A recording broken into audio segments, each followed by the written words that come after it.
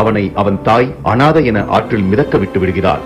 வளரும் பருவத்தில் தந்தை தாய் பெயர் தெரியாதவன் என்ற அவமானத்தை சுமந்து வளர்கிறான். போர்க்கலையை கற்க ஆவல் கொண்டு செல்கையில் பிறந்த குலத்தை காரணம் காட்டி ஒதுக்கப்படுகிறான். அவனை இந்த சமூகம் சதிகளாலும் வஞ்சனைகளாலும் தொடர்ந்து ஒடுக்கிக் கொண்டே இருக்கிறது. எல்லா சந்தர்ப்பங்களிலும் அவன் ஒரு வீரமிகு ஆண்மகனாக, ஒரு ஹீரோவாக எழுந்து நிற்கிறான்.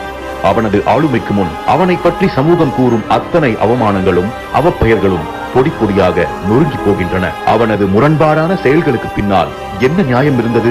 கர்ணன் மகாபாரதத்தின் ஒரு முக்கிய கதாபாத்திரம்.